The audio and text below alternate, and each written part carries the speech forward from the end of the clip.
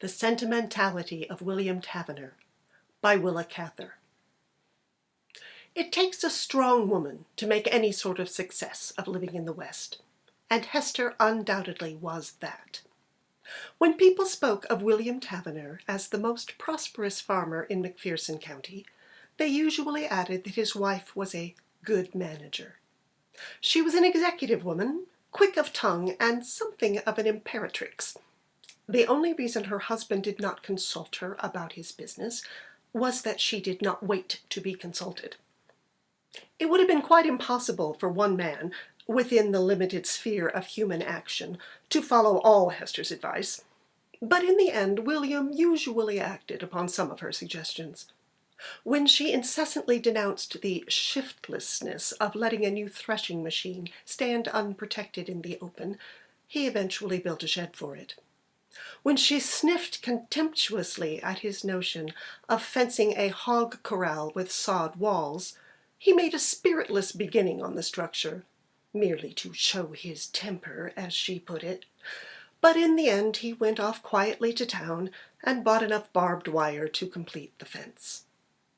When the first heavy rains came on, and the pigs rooted down the sod wall and made little paths all over it to facilitate their ascent, he heard his wife relate with relish the story of the little pig that built a mud house to the minister at the dinner table, and William's gravity never relaxed for an instant. Silence, indeed, was William's refuge and his strength. William set his boys a wholesome example to respect their mother. People who knew him very well suspected that he even admired her. He was a hard man towards his neighbors, and even towards his sons, grasping, determined, and ambitious. There was an occasional blue day about the house when William went over the store bills, but he never objected to items relating to his wife's gowns or bonnets. So it came about that many of the foolish, unnecessary little things that Hester bought for the boys she had charged to her personal account. One spring night, Hester sat in a rocking chair by the sitting-room window, darning socks. She rocked violently and sent her long needle vigorously back and forth over her gourd, and it took only a very casual glance to see that she was wrought up over something. William sat on the other side of the table reading his farm paper. If he had noticed his wife's agitation, his calm, clean-shaven face betrayed no sign of concern. He must have noticed the sarcastic turn of her remarks at the supper table, and he must have noticed the moody silence of the older boys as they ate. When supper was but half over, little Billy, the youngest, had suddenly pushed back his plate and slipped away from the table, manfully trying to swallow a sob. But William Tavener never heeded ominous forecasts in the domestic horizon, and he never looked for a storm until it broke. After supper, the boys had gone to the pond under the willows in the big cattle corral to get rid of the dust of plowing. Hester could hear an occasional splash and a laugh ringing clear through the stillness of the night as she sat by the open window. She sat silent for almost an hour, reviewing in her mind many plans of attack. But she was too vigorous a woman to be much of a strategist, and she usually came to her point with directness. At last she cut her thread and suddenly put her darning down, saying emphatically, "William, I don't think it would hurt you to let the boys go to that circus in town tomorrow." William continued to read his farm paper, but it was not Hester's custom to wait for an answer.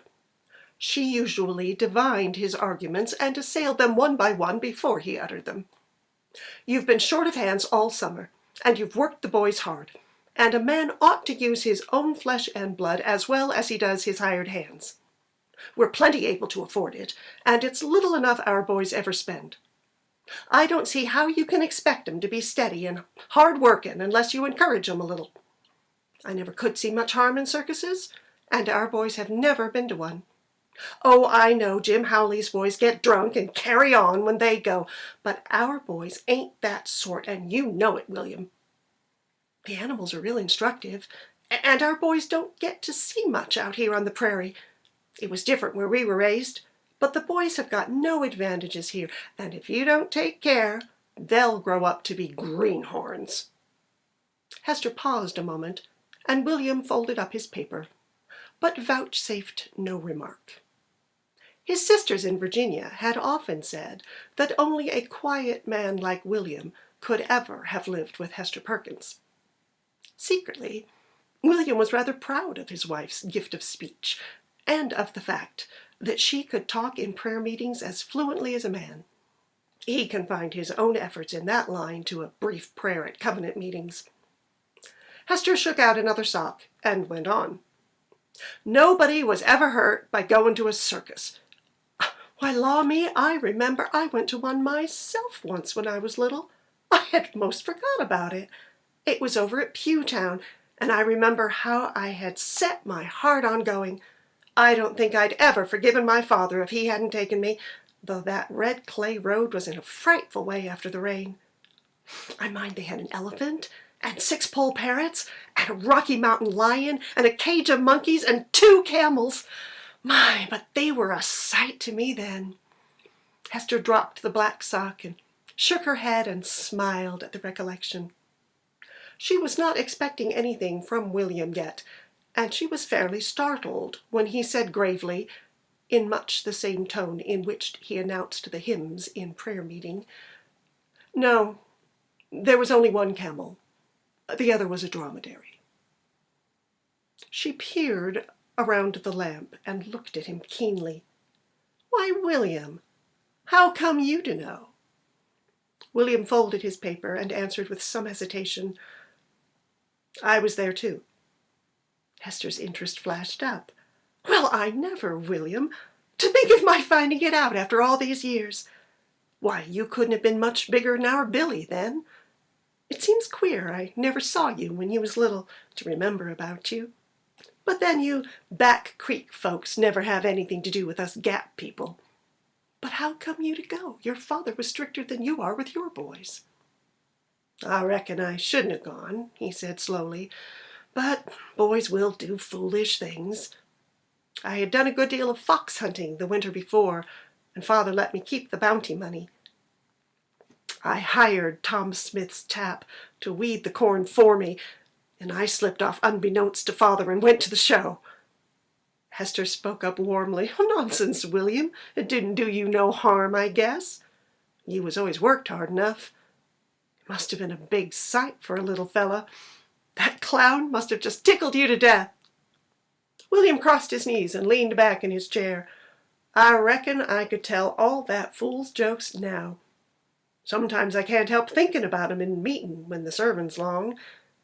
I mind I had on a pair of new boots that hurt me like the mischief, but I forgot all about 'em when that fella rode the donkey.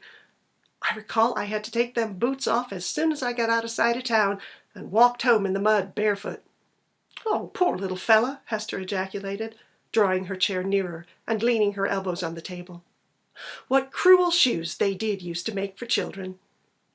I remember I went up to Back Creek to see the circus wagons go by. They came down from Romney, you know. The circus men stopped at the creek to water the animals, and the elephant got stubborn and broke a big limb off the yellow willow tree that grew there by the toll house porch, and the Scribners were afraid as death he'd pull the house down. But this much I saw him do. He waded in the creek and filled his trunk with water and squirted it in at the window, and nearly ruined Ellen Scribner's pink lawn dress that she had just ironed and laid out on the bed ready to wear to the circus. I reckon that must have been a trial to Ellen," chuckled William, "for she was mighty prim in them days." Hester drew her chair still nearer William's. Since the children had begun growing up, her conversation with her husband had been almost wholly confined to questions of economy and expense. Their relationship had become purely a business one, like that between landlord and tenant. In her desire to indulge her boys, she had unconsciously assumed a defensive and almost hostile attitude towards her husband.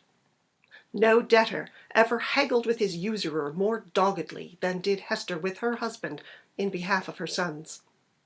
The strategic contest had gone on so long that it had almost crowded out the memory of a closer relationship. This exchange of confidences tonight, when common recollections took them unawares and opened their hearts, had all the miracle of romance. They talked on and on, of old neighbors, of old familiar faces in the valley where they had grown up, of long-forgotten incidents of their youth, weddings, picnics, sleighing parties, and baptizings. For years they had talked of nothing else but butter and eggs and the prices of things, and now they had as much to say to each other as people who meet after a long separation. When the clock struck 10, William rose and went over to his walnut secretary and unlocked it. From his red leather wallet he took out a $10 bill and laid it on the table beside Hester. "Tell the boys not to stay late, and not to drive the horses hard," he said quietly, and went off to bed. Hester blew out the lamp and sat still in the dark a long time. She left the bill lying on the table where William had placed it. She had a painful sense of having missed something or lost something. She felt that somehow the years had cheated her. The little locust trees that grew by the fence were white with blossoms. Their heavy odor floated into her on the night wind, and recalled a night long ago when the first whippoorwill of the spring was heard, and the rough, buxom girls of Hawkins Gap had held her, laughing and struggling, under the locust trees, and searched in her bosom for a lock of her sweetheart's hair, which is supposed to be on every girl's breast when the first whippoorwill sings. 2 of those same girls had been her bridesmaids. Hester had been a very happy bride.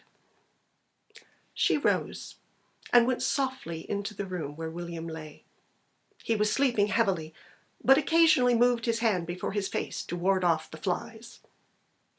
Hester went into the parlor and took the piece of mosquito net from the basket of wax apples and pears that her sister had made before she died.